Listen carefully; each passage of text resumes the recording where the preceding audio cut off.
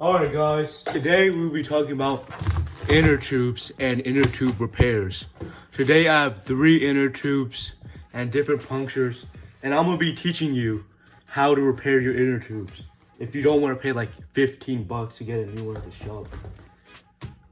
Okay, so right here, this is a 29-inch inner tube. I've been running my bike. I'm not sure what the cause of the puncture was, but I'll be showing you how to diagnose the puncture type and what to do with it. So this is a 29-inch times 2.0 through 2.4. So this will tell you how thick the inner tube is. So the next inner tube we have is a 26-inch inner tube. I personally ride a 29-inch. This inner tube was brought in by a customer who needed his inner tube replaced, and I happen to have an extra one, so I'm stuck with this one he popped. These are slime inner tubes. I highly do not recommend slime inner tubes. They just don't have enough slime in them. They just don't work well. Like, if the slime worked well in here, I'm not saying slime is bad, but the slime that they put in here, they don't put enough or something. Like, there's holes in here and the slime should have fixed it, but there's like barely any slime. It's just a waste of money. Don't get these slime inner tubes. And the third inner tube I have is my favorite. I actually got this one at South Lake Tahoe near Heavenly Village. This one is a specialized 29 times 1.9 to 2.3. This is a pretty solid, durable inner tube. I recommend this one. So I'm going to be showing you how to fix these broken inner tubes and what might be the problem with your inner tube. Just because your inner tube lost air doesn't mean that your inner tube is popped. Alright, so what I have right here is a sink that I filled up with water and I clogged the drain just by pushing it in. So this is what's going to be telling us what the problem is and where the leak's at. So right now I'm going to show you a case of what happens when you don't have a hole in your tire, but air is still leaking. So usually you just be going through the water and just going like this, seeing for any air bubbles to be popping out. But for here, I already know where it is, so I'm just going to be showing you. So right here, this is what happens when you don't tighten your Schrader valves and it becomes loose. So I'm going to be showing you, when you put it under the water, you can see little air bubbles coming out. So what you're going to need to do to fix that is you're going to go here, you're going to need a remover tool, a Schrader valve. So all you're going to need to do is you need to get the cap and you just need to push it in there and tighten it. So when you put it back in, no more air bubbles will be coming out. That means your Schrader valve is tight and your inner tube is airtight. And we can move on to the next repair. I didn't mention it, but I pump up the inner tubes to hear the noise. So I already found a hole right here. It's pretty loud, so these are more visible. So all I do is I just get a Sharpie.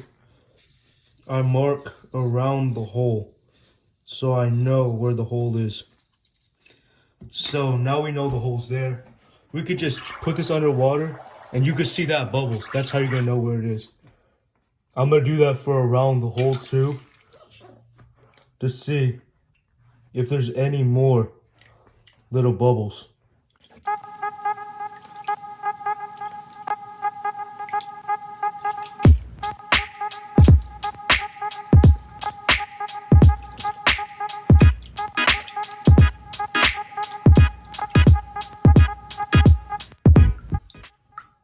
Okay, so this inner tube only had one puncture, which is pretty good for us.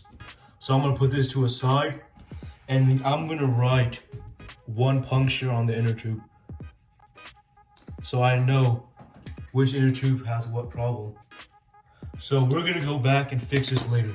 I forgot to say this, but the cause of the last one's hole was probably just a single door, since there's only one puncture. But this next inner tube that we're having coming up is gonna be a lot more difficult. So I pump up the inner tube, I take it out, and this one, I believe I ran over many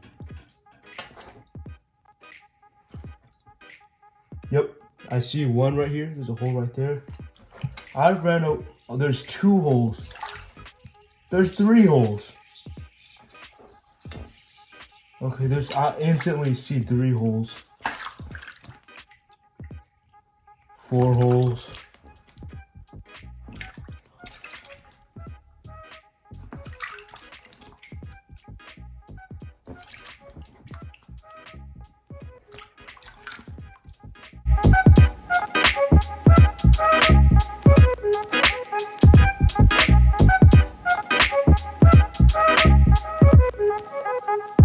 Dang, there's so many right here.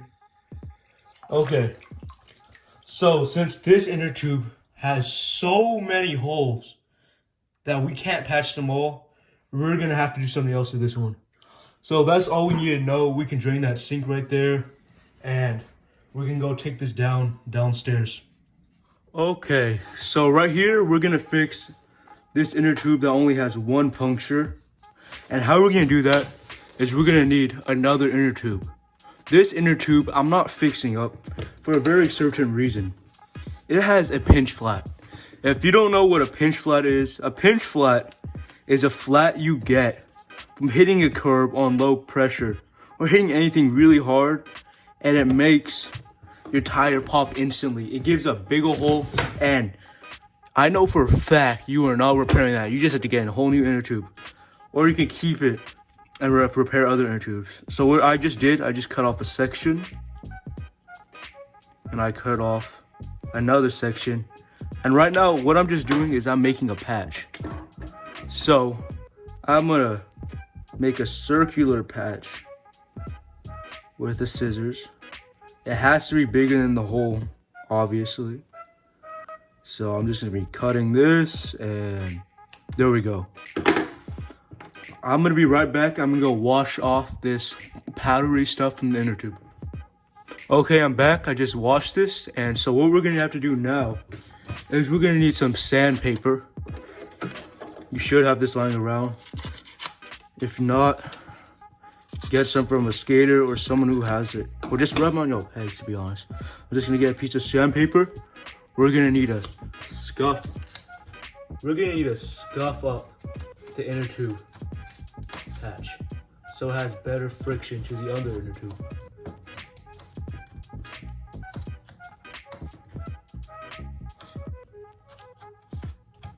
So after you scuff that up, you're gonna go to the inner tube and find the little hole you had. Okay, so now I found the hole, since we marked it right here. So what we're gonna do here is we're gonna get our sandpaper, and we're just gonna scuff up that whole area where that little hole is.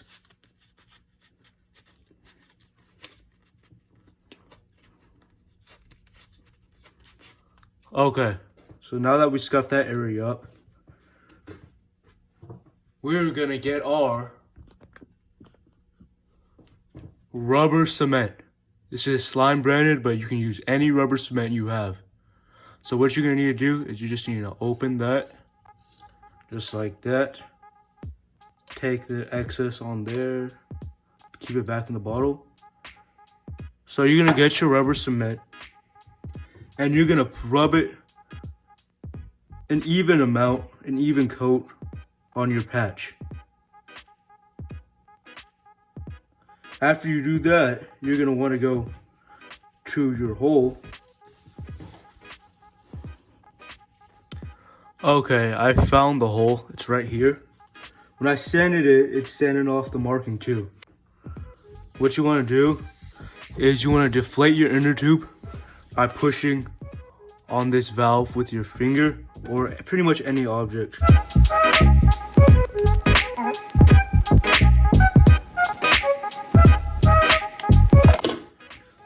When you've done that, find your hole, sand it just a little bit more, and then you want to get your rubber cement, and you just want to put some on the hole and a little bit around the area.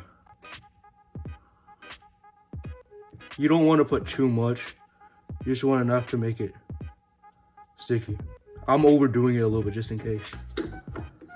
So now what you're gonna wanna do is you're gonna wait a couple minutes to let this dry just a little bit. Dry just a little bit.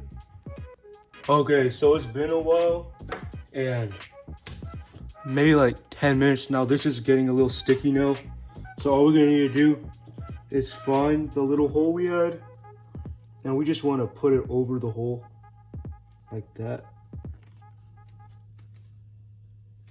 So after we did that, you could stop there, but I like going the extra few seconds to make sure it's perfect. So I would get some more slime.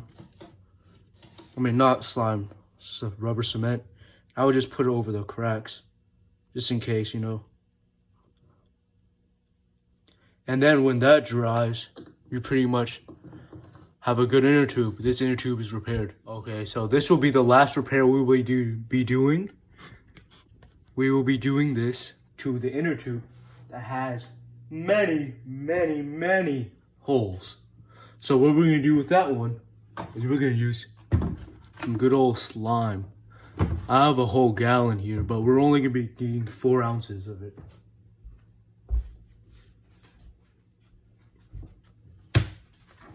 Okay, so what we're gonna need to do to fix this inner tube with many holes is we're gonna need a valve remover. And all we're gonna do is we're just gonna push that in here and just keep twisting.